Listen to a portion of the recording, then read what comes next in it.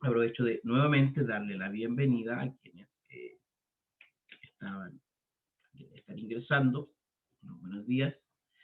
Y lo primero que quisiera hacer es revisar el siguiente documento.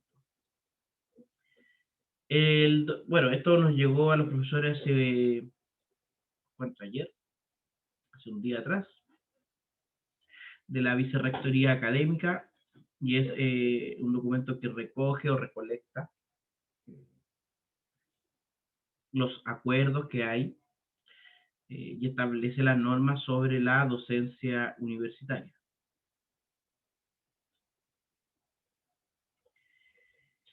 De la universidad. El documento complementario de acuerdos de julio del 2021, es decir, esto está nuevecito de paquete. Y que establece, digamos, la finalización de la paralización estudiantil del primer semestre y ciertas garantías académicas, con la finalidad de tener un buen regreso a la actividad académica luego de la paralización, de la que todos conocemos. Recuerda la siguiente garantía: las clases se reanudan de manera oficial el 19, es decir, ayer, con una marcha blanca entre el 19 y el 24. Significa que, según lo que nosotros, o sea, yo les había establecido antes de la paralización, nuestra PEP2 será la próxima semana, es decir, el primer miércoles en el que se pueda hacer. Y los contenidos son hasta antes de la paralización. Se deberán reagendar las pruebas y entregas que estaban programadas para la semana del 19 al 24 de julio del 2021. Nosotros no tenemos ninguna. Me parece que los talleres, las entregas ya fueron, hace rato ya. La entrega del taller 3. Durante la semana de marcha blanca se solicita a las y los docentes ponerse al día con la entrega de notas pendientes. Bueno, ahí yo tengo algo pendiente, que son los talleres GeoGebra. Me falta, me parece que el taller 3. ¿Ya? Eso es lo que me corresponde. Si durante la paralización se realizó alguna evaluación, estas quedan sin efecto, por lo que deberán realizarse nuevamente. No en nuestro caso. Las clases subidas a la plataforma durante el paro estudiantil deberán ser retomadas a partir del 19 de julio. Tampoco en nuestro caso, no hicimos clases durante la paralización. Se posterga el 30 de julio hasta el 13 de julio la fecha de término del proceso de sitio de indicar el calendario académico. ¿Ya? O sea, bueno, tampoco no afecta. Principales acuerdos de la mesa respecto al desarrollo de la docencia. Ya el protocolo 2020 y los acuerdos de las mesas 3 y 4 se mantienen vigentes para este semestre. En caso de no cumplimiento, el canal formal de comunicación es la jefatura de carrera, en nuestro caso la profesora Rosa Montaño, vicedecanatos y o vicerrectoría académica. En el caso específico de evaluaciones que no cumplen, la jefatura de carrera o la autoridad correspondiente deberá solicitar la repetición de la evaluación con los mismos contenidos. Tampoco creo que sea un problema para nosotros. Nuestras evaluaciones, y es lo que yo comprendo, se han mantenido dentro de lo que establecen, digamos, los distintos protocolos. Y en caso de tener discrepancias con aquellos, esas discrepancias han sido resueltas de manera rápida, así que tampoco me preocupa demasiado. Respecto a las pautas de evaluación, se deben recordar que los reglamentos generales de régimen de estudio tienen derecho a conocer las calificaciones parciales de los estudiantes de todas las evaluaciones aplicadas durante el periodo lectivo correspondiente dentro de un plazo no mayor a 15 días hábiles, eso es, de 3 semanas, contado desde la fecha de la realización. Yo por norma general trato de no demorar eso más allá de 2 semanas, contado desde la fecha de la realización. En el caso nuestro, igual las pruebas no son tan rápidas de corregir. Uno tiene que leer, yo por lo menos tengo que leer harto, leer cada respuesta, porque realmente son demostraciones. Adicionalmente, no podrá efectuarse una evaluación escrita programada si el profesor no ha dado a conocer las notas de la evaluación escrita programada realizada anteriormente. Estas cosas que están describiendo acá son cosas que son antiguas, o sea, que son antes de cualquier emergencia sanitaria. ¿Ya? Pero nunca está de más que tanto profesores, profesoras como estudiantes conozcan. La o el estudiante tiene derecho a revisar las pruebas y conocer sus respectivas pautas de evaluación. Para hacer valer este derecho tiene 5 días hábiles desde el momento en que se le informa la nota. Si el o la estudiante estuviesen en desacuerdo con la evaluación, podrá solicitar la recorrección de la misma según los procedimientos establecidos en el inicio del curso. La no existencia de dicha solicitud implica tácitamente su conformidad. Yo también le subo la corrección, el puntaje, etcétera. Me parece, no, si no lo hicimos deberíamos hacerlo, pero es algo que también hago todos los semestres, comentar a grandes rasgos cuáles son las ideas principales de cada una de las preguntas de cada evaluación. Y quienes solicitan una recorrección siempre son escuchados y se les explica por el motivo de si cambia su evaluación o si no cambia, el por qué. En el caso presencial lo que hacíamos era, yo entregaba las pruebas corregidas, completas, explicábamos la pauta en esa clase y al final de la clase quien tenía alguna discrepancia me devolvía la prueba con una pequeña frase, revisar preguntas tanto, etc. En caso de no cumplimiento, el canal formal en la jefatura de carrera, vicedecanatos y vicerrectoría académica. Esa es una de las funciones de los jefes de carrera, de los vicedecanos y vicedecanas o de la vicerrectoría. No se consideran días hábiles los recesos de actividades académicas, lo que a mí me parece bastante justo. Si tomamos una prueba antes de un receso, y la idea del receso es un descanso efectivo, yo por lo menos me desconecto de mis actividades de la universidad completamente. Absolutamente. Y supongo que la mayoría de los y las estudiantes lo van a hacer así. Que no lo haga, bueno, también está en su derecho. Pero ese es el espíritu de esa. La carga académica del estudiantado está ya aquí respecto a las cargas académicas, las clases de gestación de una clase teórica que deben ser parte del módulo de clase, ya considerando pruebas realizadas. Bueno, también esto es algo que nosotros hacemos, nos dimos varias clases y siempre nos damos tiempo para, por ejemplo, revisar demostraciones, dar espacio a que ustedes las hagan, las muestren, las comentemos. Considerando pruebas realizadas en dos partes en tiempos diferentes, se respeta que cada parte lo establecido en el protocolo, así mismo la forma de evaluación. En caso de no cumplimiento, nuevamente el canal. Aquí, fíjense que se repite muchísimas veces que el canal de comunicación, en caso de que se incumplan ciertas acciones, es la jefatura de carrera. Para los controles o similares, que se realizan en virtualidad, se deben garantizar que exista un tiempo suficiente y razonable para que cada estudiante pueda realizar la entrega. Ya, eso es súper subjetivo. Muy subjetivo. Muy, muy, muy subjetivo. En caso de no cumplimiento de este punto, porque ¿qué es un tiempo razonable? ¿Cómo definimos un tiempo razonable? ¿Cierto? Y como es subjetivo, yo por lo menos lo considero como un elemento que debe estar acordado. Y trato siempre para estas cosas, estar abierto ahí al diálogo. Por eso, el que yo diga, por ejemplo, que un control es para 80 minutos, es una apreciación mía, subjetiva. Yo creo que un estudiante o una estudiante del nivel en el que están ustedes, con los años de experiencia que tienen en la universidad, con los cursos a cuestas que llevan aprobados y con el desempeño que veo en la clase, creo que podrían hacerla en un promedio de 80 minutos una prueba. Pero sigue siendo, a pesar de que mi experiencia me dice aquello, pero sigue siendo una apreciación subjetiva. Nuevamente, el caso de no cumplimiento, etc. Respecto al alcance de las evaluaciones, se debe garantizar que este se acorde a los contenidos desarrollados en clase. El reglamento de la universidad, o por lo menos así era cuando yo era estudiante, y el por el que yo también me rijo personalmente, es que los contenidos entren hasta una semana antes de la prueba. En general, nosotros tenemos un acuerdo en esta prueba en particular que lo que veamos esta semana no entra en la prueba que viene la próxima semana. Pero en general, si la prueba es el miércoles, yo considero los contenidos hasta el miércoles anterior. Repito, no es el caso de ahora, ya, para que no haya confusiones. En aquellas asignaturas en las que las evaluaciones son realizadas exclusivamente mediante trabajos, bueno, no es el caso nuestro, se deberán considerar instancias recuperativas de notas. Ya, yo considero en el curso de Geometría 1 está considerado una instancia recuperativa de una prueba. Esta instancia recuperativa de una prueba es opcional para cualquier estudiante, cualquiera de ustedes.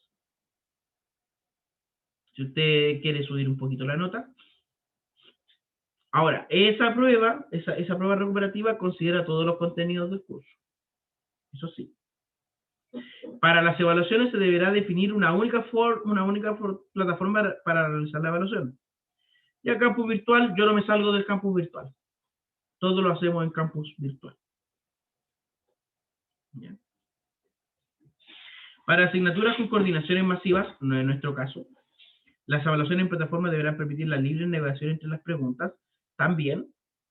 O sea, lo que sí en algunas ocasiones yo pongo que por último usted ponga algo y se responda a todas las preguntas. El estudiantado que se encuentra en algún proceso investigativo por copia o plagio, ojo con esto, copia o plagio, que acepta la mediación señalada en el punto H6 del protocolo vigente, reconociendo copia o plagio, no puede rendir evaluación recuperativa. Si él o la estudiante se encuentra en proceso de sumario, solo si el sumario es favorable y si corresponde tendrá derecho a la evaluación recuperativa. Si al cierre del curso aún su situación no se resuelve, su nota quedará en una condición dependiente hasta la resolución para determinar si corresponde o no una evaluación recuperativa. ¿Ya? Bueno, aquí se establece que el módulo de los miércoles entre 11:20 y 13 horas es un horario protegido, se solicita respetar el acuerdo y no solicitar esta franja horaria para actividades docentes. Si bien se debe garantizar cubrir en forma sincrónica o con actividades asincrónicas el programa de la asignatura, cuando corresponde el material que no se alcance a cubrir dentro del periodo lectivo, quedará disponible durante todo el semestre para que el estudiantado pueda acceder a él y crear su propio repositorio. Podrán apoyar al estudiantado, para apoyar al estudiantado, se implementarán cursos de manejo de Google Workspace, en específico Google Drive, asociado al mail corporativo. Se realizará la difusión dentro de la comunidad estudiantil sobre las herramientas disponibles. Ya. No, tampoco va a ser nuestro caso. Nosotros vamos, la verdad es que bastante bien con el programa. Respecto a los temas generales de docencia, oye, hay algo que de ahí no lo vamos a comentar, que me preocupa un poquito con lo que está pasando en el curso de Geometría 2 hoy. A partir del segundo semestre deben organizarse reuniones frecuentes, al menos una mensual, entre las autoridades de las facultades, escuelas, programas, representantes del estudiantado de cada unidad académica para reflexión del avance del semestre. O sea, en que todos y todas nos reunamos, me refiero a autoridades, estudiantes, es decir, representantes de cada estamento, a reflexionar sobre este tema. Así también las facultades deberán facilitar los espacios de conversación con estudiantes de centro. Ya, bueno, esto no nos corresponde a nosotros, corresponde a la jefatura del curso, a la facultad. A partir del 2021, del segundo semestre, tiene que haber un calendario de evaluaciones por nivel, por cada carrera. Cada unidad académica deberá poseer un mecanismo que garantice que el estudiante pueda rendir aquella prueba a la que no pudo asistir por razones validadas con la jefatura de la carrera. Yo aquí le invito a todo el mundo a que cada problema que tenga, cada situación excepcional, la converse primero conmigo, ¿ya? Yo particularmente no me gusta que los estudiantes no rindan una evaluación por temas que no sean académicos. Ahora, esa invitación a que usted comunique cada una de esas cosas también es una responsabilidad para usted. No utilice ese espacio que uno abre para los diálogos y para escuchar ese tipo de situaciones con el afán, por ejemplo, de hacer trampa. Y aquí no nos vamos a hacer, digamos, voy a decirlo así, no nos hagamos los lesos, las lesas, en el sentido de que sí, hay gente que cada una de estas instancias la utiliza para torcer el sistema. ¿Ya? Y como yo no sé quién es quién, por lo menos yo prefiero confiar en la buena fe de las personas. Siempre creo que todo el mundo actúa de buena fe y que todo lo que usted me dice siempre es cierto. nunca es con una mala intención, nunca es con una intención de burlar, digamos, el sistema. Y por tanto esa responsabilidad queda para ustedes. ¿Ya? Lo que sí debo decir es que lo que usted hace aquí durante su formación universitaria, aunque sea online, repercute directamente, y esto se lo aseguro, repercute directamente en su desempeño profesional cuando usted trabaje como profesor o como profesora. Es súper importante. Yo puedo ahora saltarme ciertas cosas y aprobar los cursos sin mayor esfuerzo, pero eso me va a repercutir cuando tenga que trabajar. En junio se realizó una encuesta al profesorado respecto a los horarios de su problema de manera excepcional. Se realizó una encuesta puntual en vista de mejorar la docencia. Sí, se desarrolló eh, esa encuesta, yo la respondí, en mi opinión, ustedes la saben, yo hay ciertos puntos con el protocolo con el que yo no estoy de acuerdo. ¿Ya? Yo siento que es muy permisivo ese protocolo. Sin embargo, aunque no estoy de acuerdo, lo cumplo, porque es mi obligación. De la misma forma en que espero que los y las estudiantes, si algo que establece la universidad y que está, digamos, escrito y que es un acuerdo, y usted no está de acuerdo con aquello, está todo su derecho a discrepar de cualquiera de esas cosas, pero se debe cumplir. Yo, por ejemplo, me parece excesivo 3 horas para hacer una prueba. Me parece súper excesivo, pero lo respeto, porque es un acuerdo. Esa debe ser, creo, la visión. Que evidente, no todos vamos a estar de acuerdo en todo. ¿Ya? Durante el periodo de pandemia se levantará la restricción normativa que limita el número de veces en las que se puede realizar esto tampoco corresponde al curso. Obedece que se escribirá un sistema para que los estudiantes describan asignaturas, desinscriban. Ya también no nos interesa, o sea, no nos interesa en términos del curso. ¿Ya? Listado a los jefes de carrera, yo supongo que por acá estará doña Rosa, nuestra jefa de carrera, que suscribe, digamos, estos acuerdos. Eso, respecto a la docencia, a la docencia. Aquí abro el micrófono, el debate, el chat, como usted prefiera. Impresiones, preguntas, dudas respecto a lo que al ejercicio que acabo de hacer, digamos, de revisar este documento, para que no me pase lo que me pasó la vez anterior, que ustedes y yo teníamos documentos distintos, y había uno que era oficial, el que estaban considerando ustedes, y otro que no era oficial, que era el que estaba considerando yo.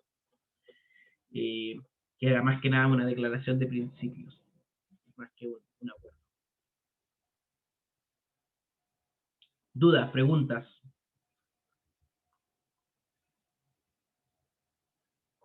Ahí tengo dudas, preguntas. A ver, vamos a leer el chat.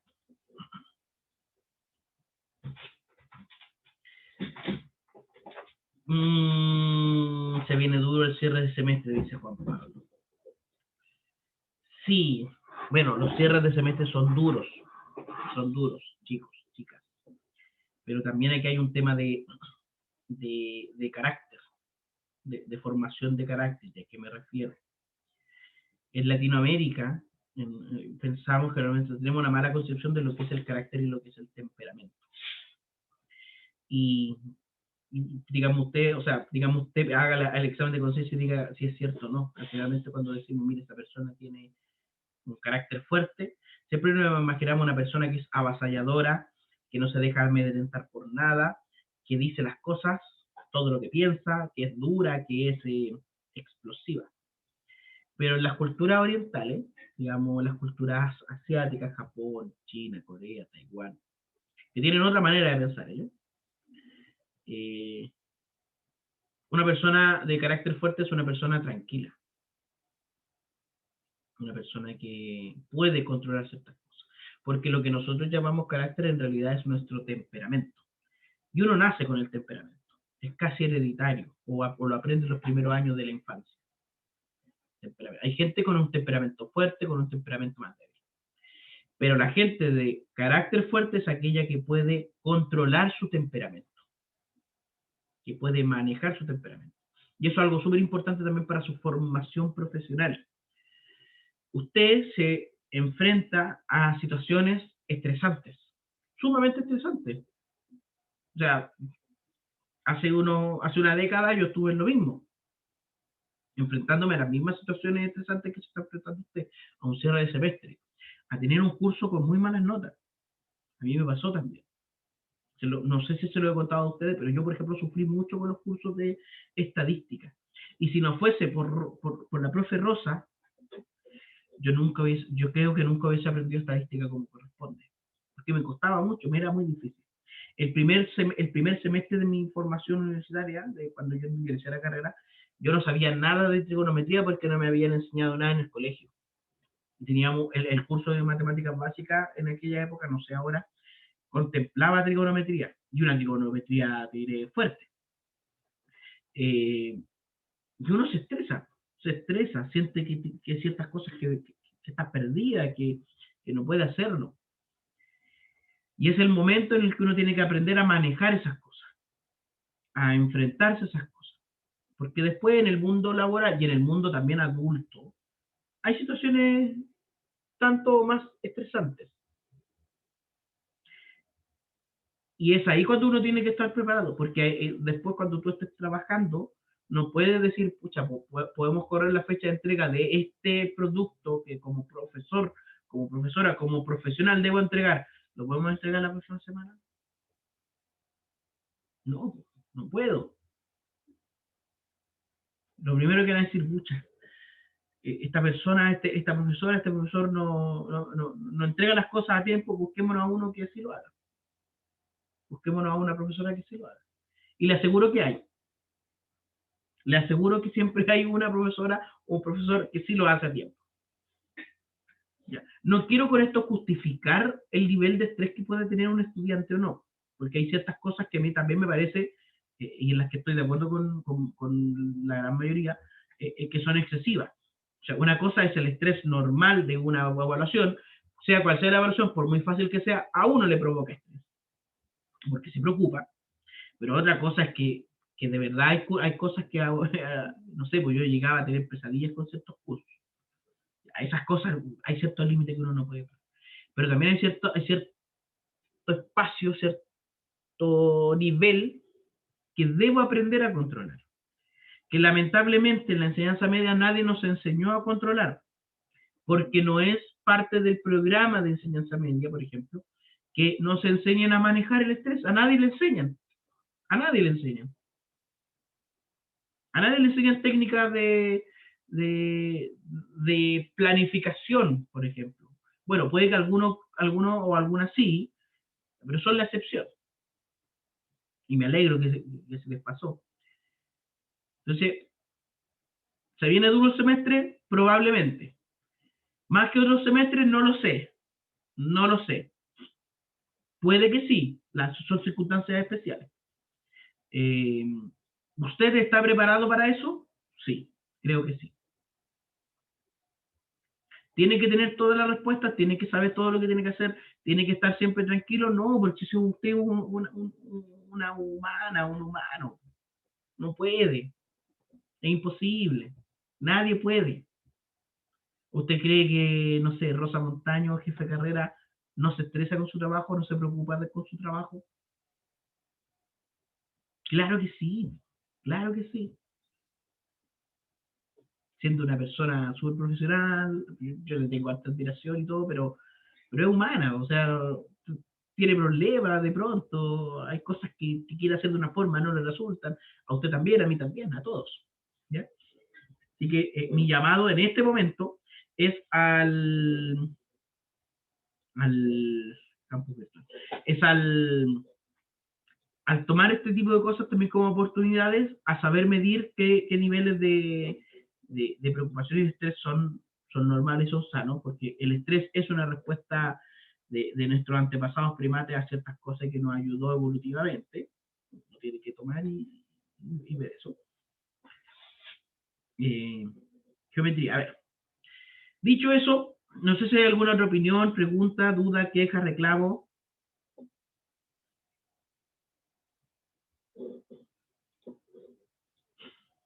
Profe, ¿podría decir exactamente lo que...? Ya, buena pregunta, Paula. Buena pregunta. Mira, voy a ir aquí a... No, este es de otro...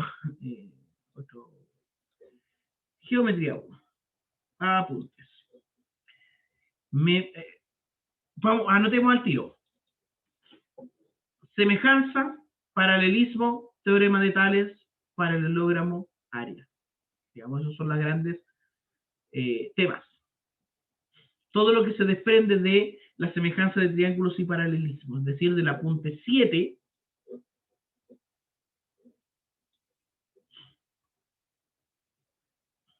Amparo, me acordé de algo. Me acordé de algo. ¿Qué cosa? Es que no sé si fue usted, pero una estudiante mía de nombre Amparo se encontró con mi hermano. Sí, le dije, ¿usted profesor? ¿Usted No, y profesor? sí, mi hermano supo inmediatamente para dónde iba la micro. Oye, para los que no saben, yo tengo un hermano gemelo, pero gemelos, somos pero igualitos. O sea, mi hermano, la única diferencia, y yo hago esta diferencia, mi hermano es que anda como siempre enojado así. Como que siempre es la única Como diferencia. Sí, no, sí, hablaba igual a usted y era igual a usted, y así como, ¿cómo no va a ser el profe? y la misma voz, Sí, y es que los mismos chistes. Si tú conversás con mi hermano, es hasta la misma manera de reírse, no, sí, somos gemelos, digamos, genéticos. Somos 100% iguales. ¿Ya? Así que si un día me ves por ahí por el centro, o no sé,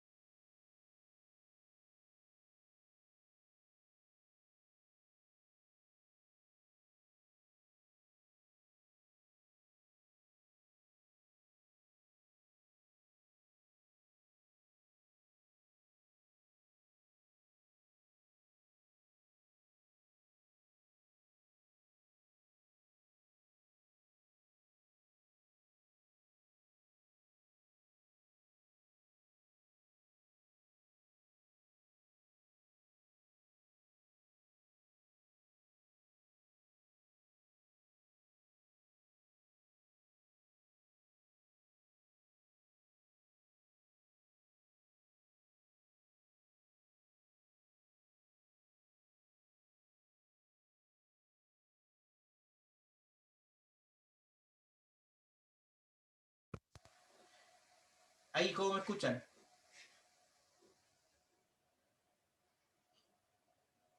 Pero el mouse se mueve. Sí, sí, yo estoy por aquí. Bien, ahora sí.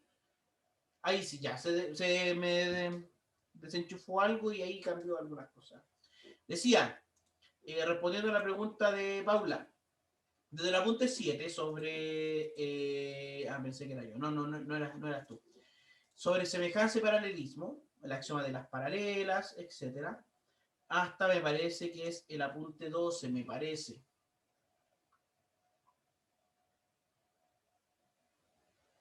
Ya, nosotros habíamos dicho hasta círculo y polígonos regulares. Que en el fondo, ya, pero este apunte entra más en... Del apunte 7 al apunte 12. ¿Qué temas son? Axiomas de paralelas, paralelismo, paralelogramos, semejanza de triángulos, teorema de Tales, eh, área y perímetro, área más que nada, área de figuras, y conceptos básicos sobre círculo y sobre circunferencia. Hasta ahí va a entrar. Y recuerden que en el libro de geometría escolar, ya que apunte, regla, ayudantía, diagnóstico, evaluación, y todo, tengo el libro de geometría escolar. Aquí, en este librito de geometría escolar, eh, en la primera prueba, capítulo 1, 2 y 3, ¿cierto?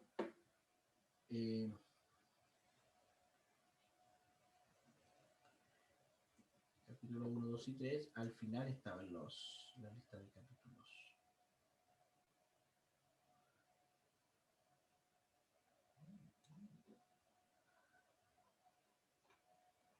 Sí. Capítulo 4 y capítulo 5. Capítulo 4 y capítulo 5. ¿Ya? Para la parte de geometría escolar, que es la parte de geometría que todos debemos saber, porque todos pasamos por la universidad. Sin embargo, no todos la sabemos de la misma forma. Una de las cosas que me preocupa es que el profe de Geometría 2 me dice que preguntó a estudiantes del semestre anterior sobre por qué el área del triángulo, y voy a abrir GeoGebra para esto, el área del triángulo es el ser producto de la base por la altura.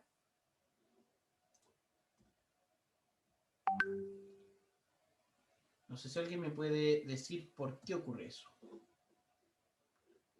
¿Por qué el área del triángulo es base por altura? Oye, no tengo GeoGebra, lo desinstalé. ¿Cómo voy a ser tan...? No, pero aquí está.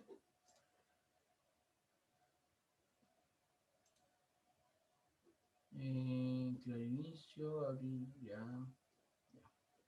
Lo vamos a abrir por ahora. No sé si alguien me puede decir por qué el área del triángulo es base por altura dividido 2.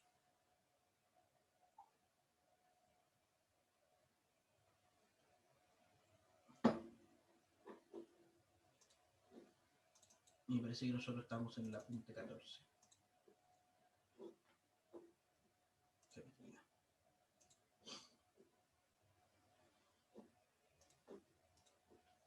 ¿Por qué la mitad de un cuadrado? ¿Un cuadrado necesariamente un cuadrado?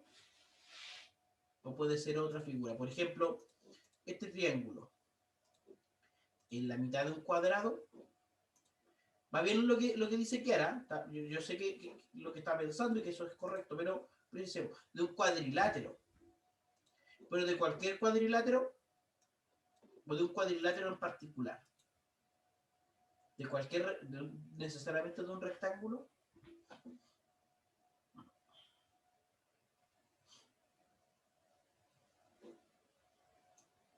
Si yo hago lo siguiente, la paralela. Exacto, Juan Pablo, un paralelogramo. Y esto se puede construir con regla y compás. Esto es construible, este paralelogramo. Y este paralelogramo tiene la base del triángulo, y altura, la altura del triángulo. Y el área de este paralelogramo, vamos ahora, es base por altura, la de este paralelogramo.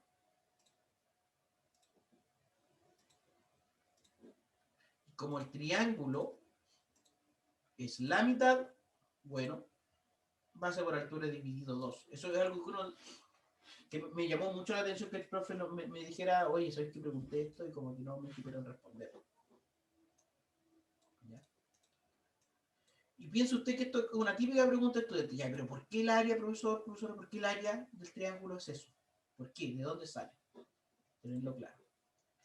Bueno, en el apunte 13, que vimos antes digamos, de la paralización, habíamos visto sobre las propiedades de la tangente de la circunferencia.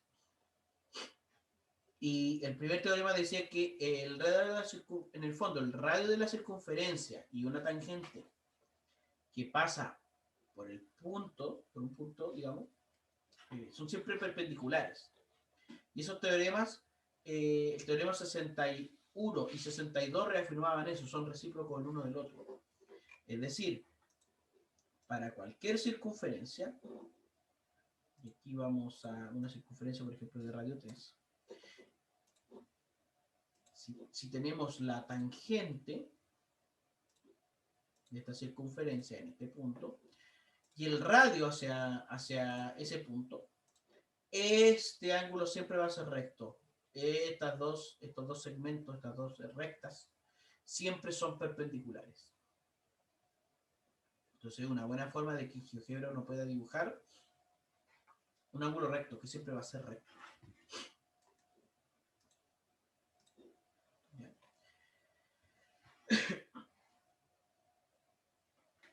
Y el teorema 63 decía que los segmentos trazados desde un punto exterior a la circunferencia de manera tangente son congruentes. Y me parece que esto, la demostración, no la habíamos visto en detalle. Pero la voy a mostrar antes de ponerme a ver eso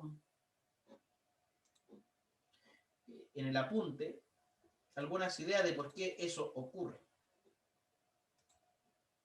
Entonces vamos a tener un punto exterior y la tangente, las tangentes desde este punto. Uno sabe, por ejemplo, aquí tenemos, digamos, texto grande, aquí va a estar este puntito P, que es exterior, generalmente se le llama punto potencia. Ahí está, no sé si mi computador está lento o qué pasa. Luego tenemos el puntito Q, le digo, perdón, O, es el centro. Generalmente los centros de circunferencia se denotan con la letra O. Y ahí B. Aquí no es muy difícil ver que AO es perpendicular a P y BO también es perpendicular a P, por tanto, este ángulo es recto. Los dos ángulos son rectos. Y por ser radios, estos dos segmentos son congruentes.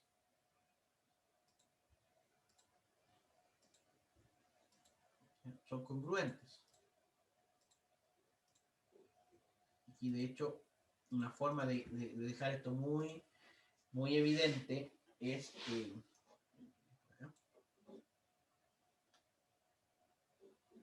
estilo, decoración, son congruentes esos dos.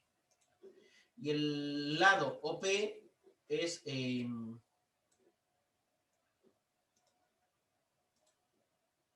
común. Entonces, por teorema de Pitágoras, necesariamente este segmento, el AP,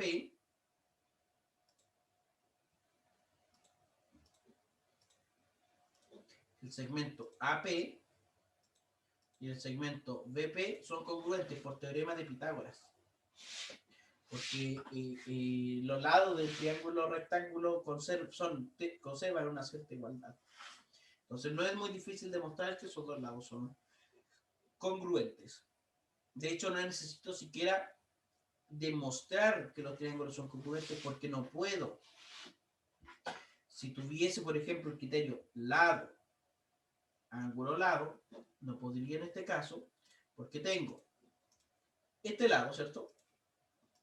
Este ángulo y este lado, el que está por acá, congruente.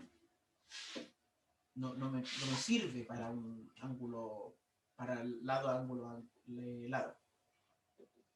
Por eso mejor teorema de Tales, digo teorema de Pitágoras. ¿Qué es lo que establece, digamos, esta apunte? ¿Ya? Por teorema de Pitágoras. El teorema 64 dice que en un círculo, si una recta BC es tangente a un punto A, que está entre B y C, y AP y AD son cuerdas, entonces se dan ciertas... se da una congruencia de ángulos. Y la demostración era un ejercicio. ¿Qué decía este teorema? Vamos a sacar este puntito de aquí. Van a borrarse varias cosas. En el fondo te dice que un ángulo semi-inscrito, es decir, un ángulo que está formado por una tangente y una cuerda, es decir, este ángulo, es congruente a un ángulo inscrito en el mismo arco. Inscrito en el mismo arco. Es congruente. O sea, si hago este ángulo de aquí, debería medir lo mismo que este. Y efectivamente miden ambos 55,07. Y si le pido a GeoGebra mayor precisión, redondeo por ejemplo a 10 cifras, vemos que efectivamente son congruentes. Aquí lo comprobamos numéricamente. Independiente de hacia dónde esté. Y tiene harto sentido, porque un ángulo semi-inscrito en la semicircunferencia va a ser la mitad de la digamos, del ángulo extendido, es decir, un ángulo recto. ¿Ya? Así que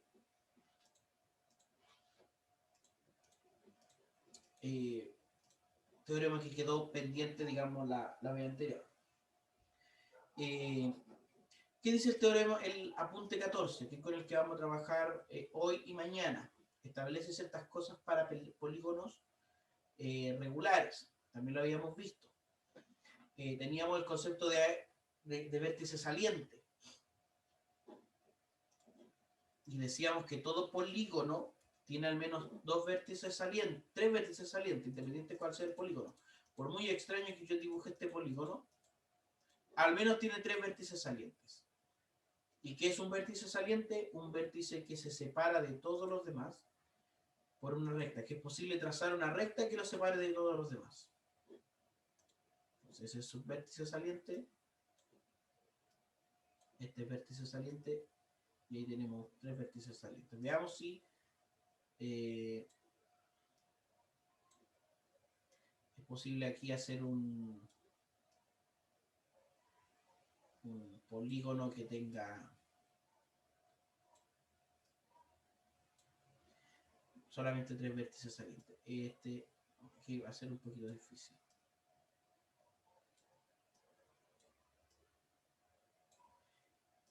Claro, va a ser un poquito difícil.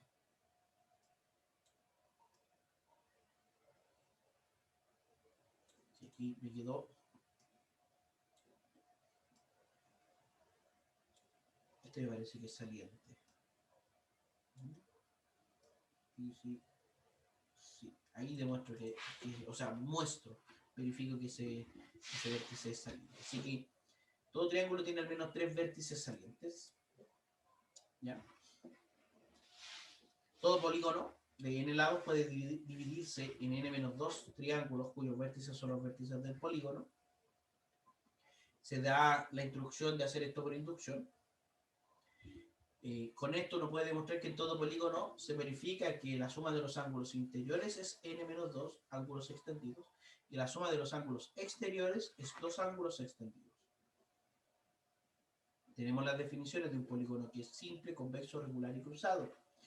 Un polígono simple es simple si los lados adyacentes tienen en común solamente un vértice y los lados no adyacentes no tienen puntos en común. Es decir,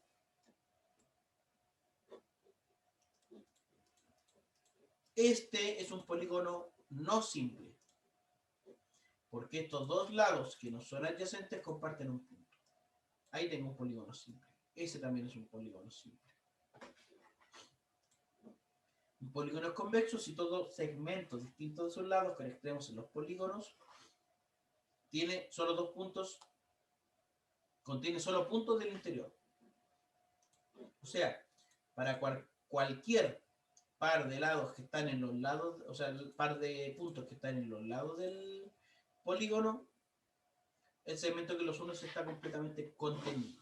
Esto no ocurre, por ejemplo, con este segmento. Por tanto, este polígono no es convexo. Ahora sí lo es. Podríamos decir entonces que el polígono convexo es aquel que tiene, en el que todos sus vértices son salientes. Sería interesante demostrar eso. que un polígono es convexo si todos sus vértices son salientes. Regular si todos sus lados y todos sus ángulos son congruentes. No basta con que todos sus lados sean congruentes para que sea regular, o que todos sus ángulos sean congruentes para que sea regular. Por ejemplo, aquí sí tengo voy a apoyarme con la cuadrícula, pero este polígono tiene todos sus lados congruentes, pero no todos sus ángulos congruentes. Ojo con eso.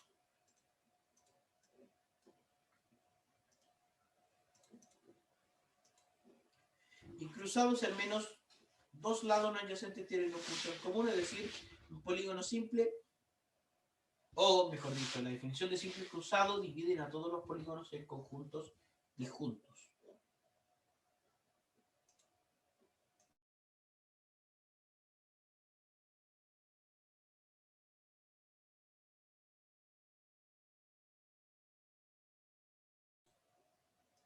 Luego teníamos el teorema fundamental, que dice que dos polígonos regulares son semejantes si solo si tienen el mismo número de lados.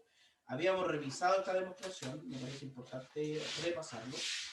Por ejemplo, en la primera dirección, o sea, demuestro que dos polígonos son regulares, entonces tienen el mismo número de lados. O sea, dos polígonos regulares son semejantes, entonces tienen el mismo número de lados. Si dos polígonos son semejantes, entonces sus ángulos son congruentes, por definición. Y los lados respectivos son proporcionales. Si suponemos que no tienen la misma cantidad de lados, entonces no tienen la misma cantidad de vértices. Sean n y m la cantidad de vértices de cada polígono, entonces la suma de los ángulos inferiores de cada uno es n-2 y m-2 extendidos respectivamente.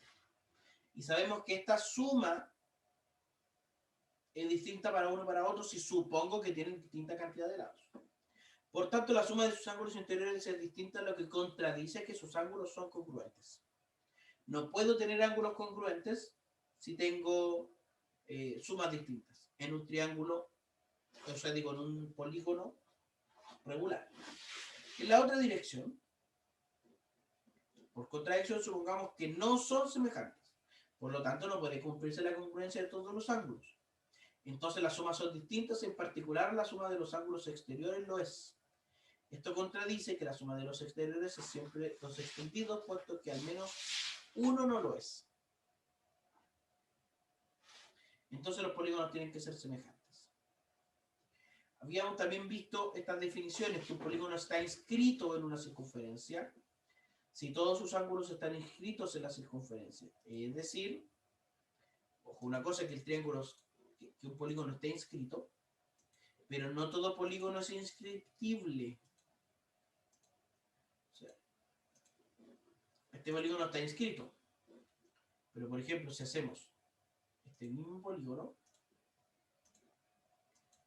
por aquí, ese no está inscrito y no existe ninguna circunferencia que lo inscriba, que lo circunscriba. O sea, cumple cierta característica este polígono.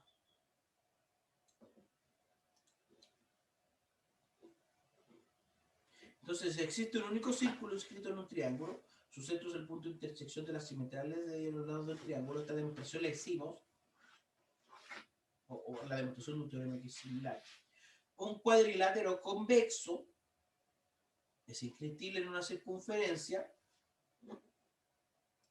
si y solo si la suma de los ángulos opuestos es un ángulo extendido.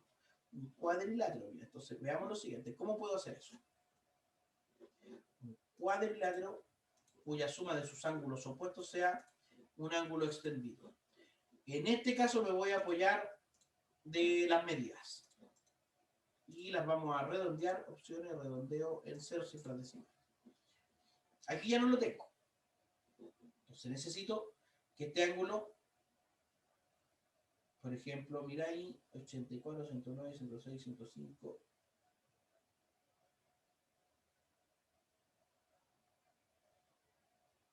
Y 100.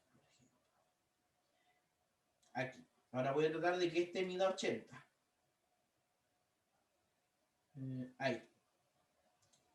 Y fíjate que la suma de los ángulos opuestos es 180. Estoy hablando en términos de de medida de ángulos, a pesar de que axiomáticamente no lo hemos definido, solo para efectos de demostrar el teorema, no de demostrar, sino demostrarlo. ¿Ya? Entonces quiere decir que si yo hago la circunferencia por al menos 3 puntos, el cuarto debería cumplirse. Y mira, ocurre. ¿Por qué? Porque cumple con esta condición del teorema, que sus ángulos opuestos suman un ángulo extendido.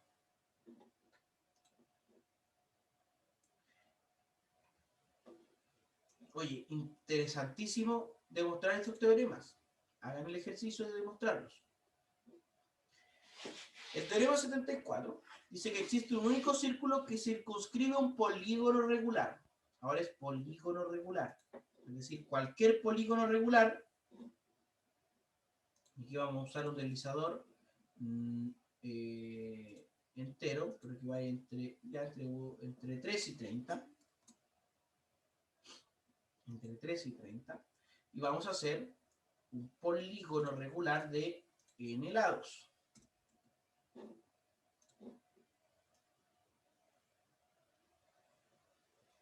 Tengo varios polígonos regulares. ¿Qué me está diciendo este teorema? Que la circunferencia que pasa por al menos 3 puntos pasa por todos los demás.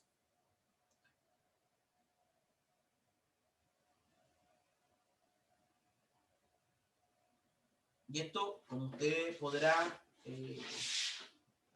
deducir, es bien interesante, porque nos está haciendo una relación entre la circunferencia y los polígonos regulares. Podemos calcular el área y el perímetro de polígonos regulares, y vamos a ver que en realidad es bastante sencillo. Y a través de eso podemos aproximar el área y el perímetro de una circunferencia. ¿Qué dice la demostración? Dado un polígono regular cualquiera de n lados y vértices A, B, C hasta n, digamos, la circunferencia que lo circunscribe, oye, esto parece el trabalengua, la circunferencia que lo circunscribe es la circunferencia que circunscribe al triángulo ABC, por lo menos al primer triángulo. Si O es el centro de dicha circunferencia, por construcción tenemos que AO es congruente a BO y congruente a CO. Estos 3 puntos están en la circunferencia. Hay ciertos ángulos que son congruentes, por lo tanto hay ciertos triángulos que son isósceles. Por ejemplo, el triángulo CBO es isósceles de base CB. AB congruente a BC por ser un polígono regular.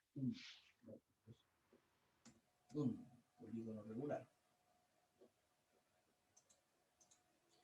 El ángulo ABO, este ángulo, es congruente con el ángulo DCO. DCO, con este. Está por aquí. Por suma de ángulos congruentes. Por suma y resta. Y resta de ángulos congruentes. Así que hay ciertos triángulos que son congruentes por el criterio lado-ángulo-lado. En particular el triángulo A o B, este de aquí. Y el triángulo ODC, este de acá.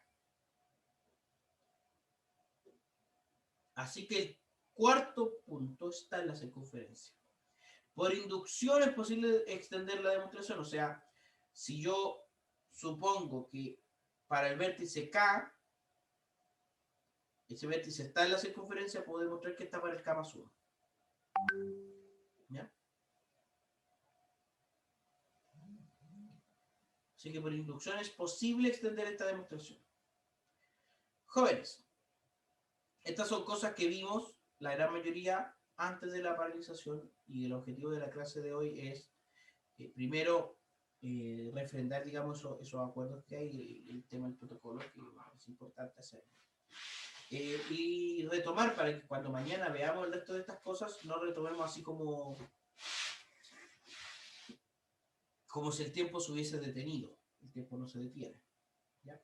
Así que mañana, su objetivo, en lo primero que yo le voy a preguntar, ¿en qué quedamos? Quedamos en el apunte 14, en estas definiciones sobre la circunferencia. ¿Ya? Y mañana vamos a ver ya lo lindo. Mañana viene lo más lindo de este curso. ¿Ya? Como decía, vamos a tener tiempo y espacio para avanzar. Y para eso vamos a ver el programa del curso que contempla una última unidad que es sobre transformaciones isométricas y vamos a trabajar con esa unidad, con la unidad de transformaciones isométricas. En el caso de esta unidad, como los apuntes no están hechos, los vamos a ir construyendo en clases y los vamos a ir subiendo al finalizar la clase. ¿Dudas? ¿Preguntas? Profesor, yo tengo una duda. Dígame. Es respecto al teorema 67 de ese mismo apunte. ¿Cuál es su propósito entonces si al final nos quedamos con el 68 de que hay 3 vértices salientes? Sí. Bueno, en realidad es un tema casi axiomático. No puedo llegar a demostrar que tiene 3 vértices salientes. Necesito estar seguro de que al menos tiene 2. Y no puedo estar seguro de que tiene 2 solamente con la definición. Mira, que voy a anotar eso aquí. Les voy a enviar esa demostración. Demostración de los vértices salientes.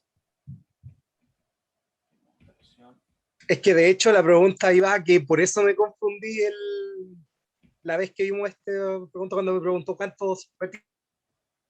Me quedé dando vuelta como el mínimo, fue como, le digo 1 porque es como el mínimo, le digo los 2 del 67, le digo los 3 porque son 3 vértices del triángulo y no estaba seguro, porque tampoco tenía presente si consideraba vértices salientes distintos o podía ser cualquiera. Por eso, me lo quedé pensando ese día, ¿se acuerda? Sí, no, ahora venía preparado con la duda. Hasta el final me quedo dando vuelta la pregunta. Sí. Ya, a lo mejor hace falta que en este apunte o que en clases veamos esta demostración, que a mí me parece que son demostraciones que pedagógicamente no aportan demasiado, pero que es bueno que las conozcan. Así que se las voy a enviar. Las voy a escribir y se las voy a enviar. De los vértices, porque igual es un poquito complicada, más que complicada es... bueno, hay ciertas demostraciones que son más tediosas, ¿eh? Y ahí me parece que no me iba a aportar mucho en términos de la clase online.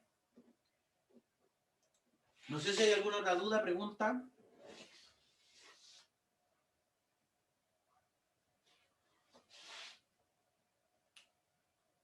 Bueno, dicho eso, jóvenes, cuídense, pórtense bien, acuérdense temprano, nos vemos mañana a las 8. Adiós. Chao, profesor. Chao.